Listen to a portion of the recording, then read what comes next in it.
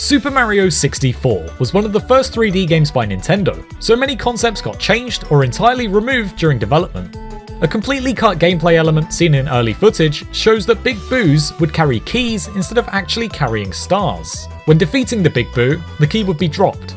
Collecting the key will add it to a key counter at the top of the screen. These would probably open new areas in Big Boo's haunt where you'd collect the star. The model for this key was left on the cartridge and can be modded back into the game. It's normally yellow, but changing specific RAM values can change it to red, green or blue. When collecting the key in the Japanese version, the cut key counter actually shows up. In the NTSC version, nothing happens.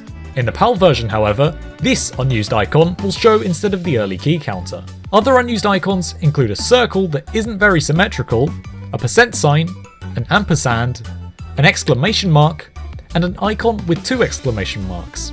These icons were most likely part of this early font seen in the version of the title screen shown at Shoshinkai 1995, along with the game's reveal. Nintendo may have planned for the fonts seen in the game to be less cartoony, or this was just a placeholder.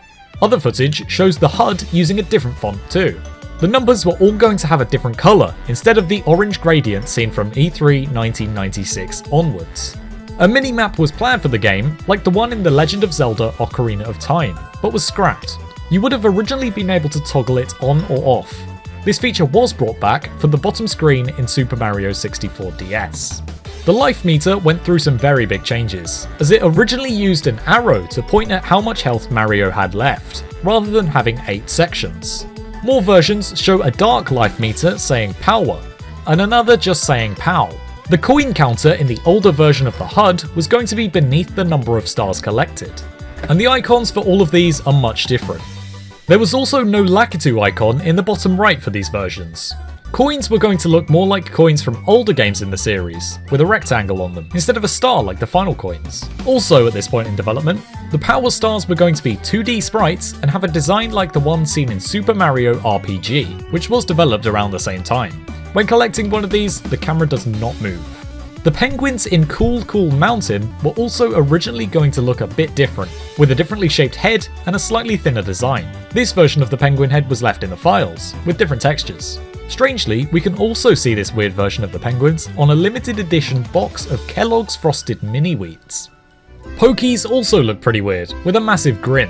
Peach's castle looked very different early on too. Starting with the exterior, we can see that there is land behind the castle that was removed from the final game. The windows aren't shaped like mushrooms, and the bricks are simpler.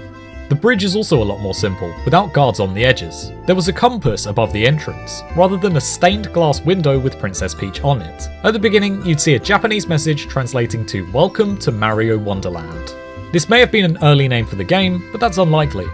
The inside of the castle was completely different, with a moon and a star instead of clouds in a daytime sky. You'd have to jump up twice to reach the central door, which doesn't have a keyhole in this version. The raised part of the room is much smaller, with only the large central door, and has 3D geometry to stop you walking off, rather than a 2D texture. By E3 1996, Nintendo had decided to change the room to a daytime design, but still hadn't added in the stairs. The final game has still partly kept the large step from the early versions, now with coins on it and stairs in the middle. Blarg, an enemy from Super Mario World which jumps out of the lava, was going to make an appearance in this game. It has a model in the files, but with only basic solid colours, rather than actual textures, as it was scrapped before it was finished. Blarg does have some animations, showing that it floated in lava. Klepto has an unused version holding a blue star. For some reason, he always holds a yellow star, even if it would normally be blue. 2 small Koopa shells exist that don't move when spawned in. One is red, and the other is green. Both are blue on the bottom.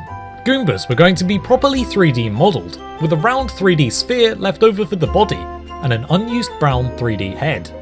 For the Goomba's body in the final game, Nintendo used a 2D sprite, as the N64's hardware wouldn't have been powerful enough to have so many unnecessary polygons. Many thought Luigi was a secret hidden in the game, but he does not exist in the files. Nintendo did want to implement him, but they had to cut a planned multiplayer element of the game as it didn't quite work properly, and the N64 only came with one controller, so not many people would play it. This meant that Luigi was also removed from the game. Yoshi was planned to have a greater role in this game than just being an Easter egg. In an interview from the official Japanese Super Mario 64 strategy guide, Shigeru Miyamoto said that they weren't satisfied with the Yoshi event, so they cut it. The team didn't want the Yoshi model to go to waste, so he was included as an Easter egg. This Yoshi egg was left unused on the game's cartridge. It bounces up and down and may be a leftover from this cut event. Other unused textures and sprites include a cactus, a piece of cracked ice, a smiley face possibly intended for Lakitu's cloud, eyes for Mario looking up, down, left and right, probably scrapped as the resolution was too low to see this small detail, early eyes for Bowser from pre-release footage, which were blue instead of the final red colour, a chain intended for shifting sandlands, a texture that might be for stairs, an animated flower with a smiley face, a red part for Koopa the Quick's mouth, which never opens, and a metal version of the wing cap. If Mario manages to wear the metal cap and the wing cap at the same time, these wings will show up properly, but this can't be done in any levels in the final game. A trampoline with temporary textures was left in the files. It has got a behaviour left in the code too. There is no model, so this image is only a guess as to what it would have looked like. Mario can bounce on it if added to the game. There's a yellow switch that doesn't get used. Red, green and blue ones do get used. Similarly, there's a yellow version of the transparent box, which has red, green and blue variants that do get used. A completely yellow test platform was left unused. It has collision, but no known uses. 3 of Mario's animations, 98, 99 and 100, are all copies of this unused animation, showing Mario either crying, cowering in fear, or reaching into his pockets. Other animations for Mario that don't get used include Animation 56, which is a quicker version of Mario putting on his hat, Animation 81, Mario transitioning from a freefall into a forward spin, Animation 84, Mario bending his knees while riding a Koopa shell, Animation 142, Mario sliding with no motion, unlike the final version where he moves his arms slightly, and Animation 192, Mario doing this. Paintings in Peach's castle, used to access each level, all have an unused behaviour, where they are split vertically into 3 different sections.